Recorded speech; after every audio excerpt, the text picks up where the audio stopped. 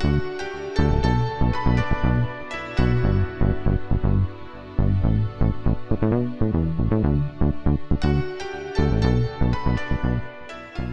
and welcome to TRS Today.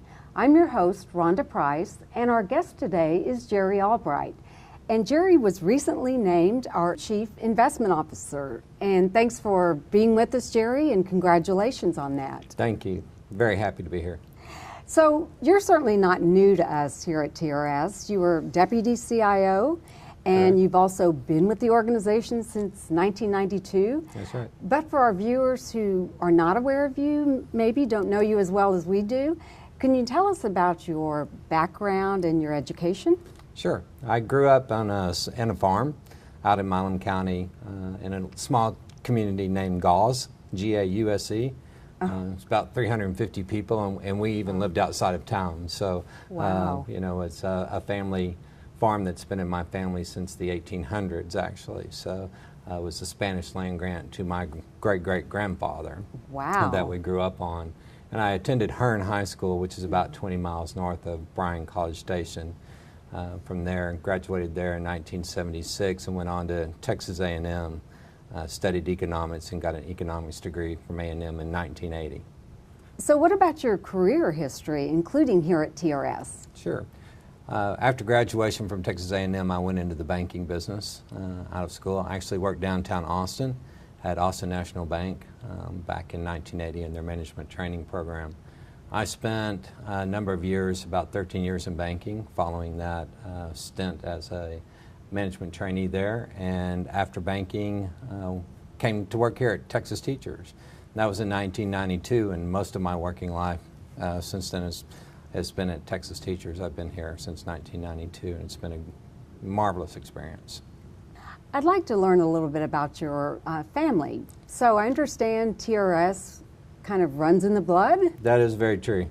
Maybe one of the things that attracted me to teacher retirement system, my mom is a retiree. She was a member of the system then when I joined, and she was with Texas Parks and Wildlife in the higher ed part of teacher retirement system at Texas A&M. My wife is also a retiree now from teacher retirement system. She was deputy superintendent out at Georgetown for a number of years, and before that she was superintendent of schools in where I grew up at Gause, Texas. My daughter's also been a kindergarten teacher. My son-in-law is a member of the system as well.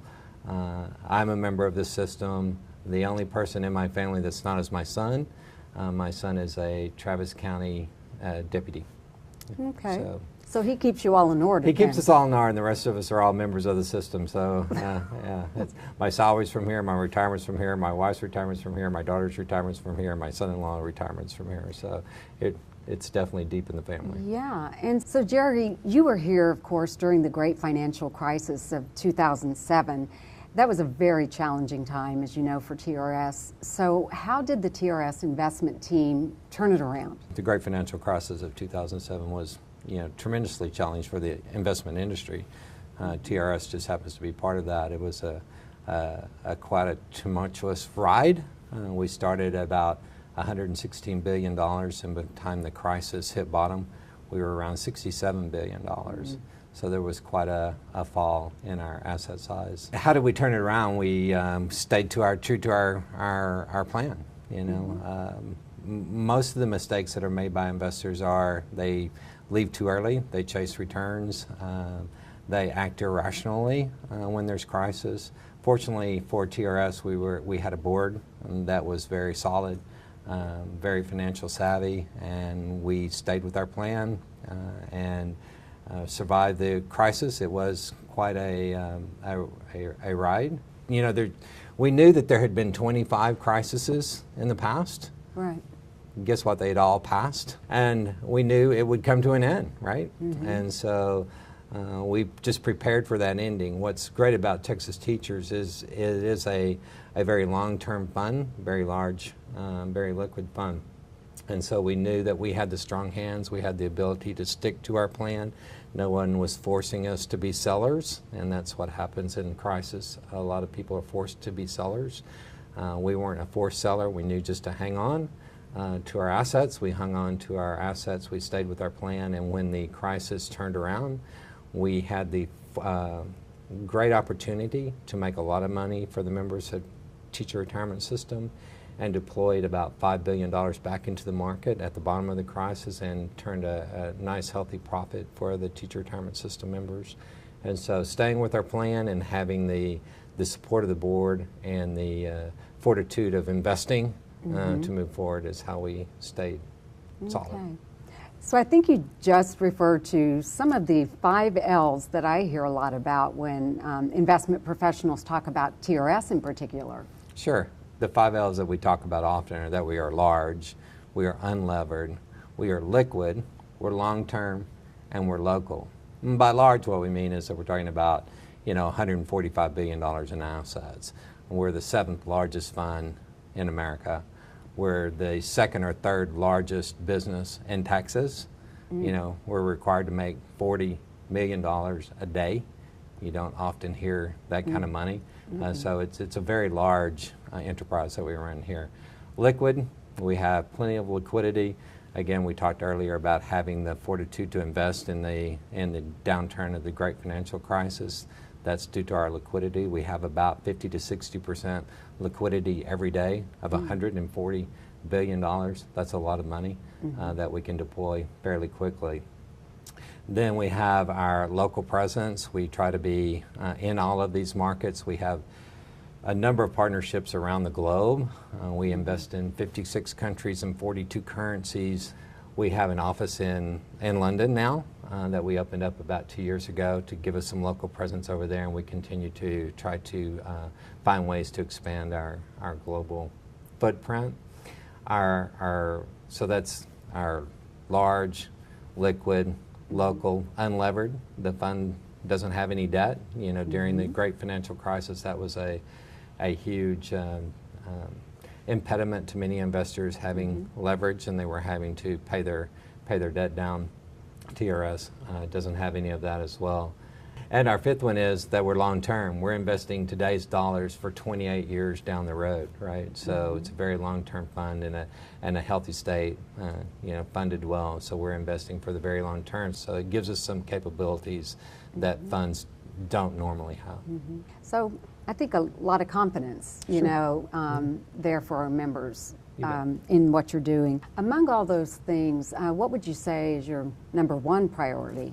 Well, of course, our #1 priority at all times is to make as much money as we can for the TRS members. That is our #1 priority over at the IMD is returns. So every day when we get up, let's go make money for the members. Any other priorities, would you say? Sure, we have a number of priorities at the IMD. We have our standing priority is 20% productivity increases every year. So we continue to try to do better, faster, cheaper investment. That's good. We have a board that gives us an asset allocation policy every year that we live under. We have one now, and we would not do anything outside of the asset allocation policy that the board gave us, which controls our risk and return parameters. Okay. Let me change to a little different topic. Sure. TRS has become a destination workplace for investment professionals.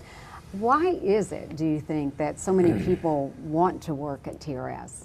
Well, it's a preferred destination, right? It's a goal of ours to be a preferred destination for a couple of things. #1, for talent. We want to be the preferred destination for talent. At all times, we're competing for talent. So that is one of our goals. Another is that we want to be the first call for large transactions that are in the marketplace, right? So those are 2 preferred destinations, and they go a little bit hand in hand, right? Because we want to be the first call, we want to be the innovator, we want to be the investor that people want to work with. That in itself attracts people, right? They want to come where there's innovation, they want to come where there's exciting work to be done, where you're doing transactions that they can get involved in.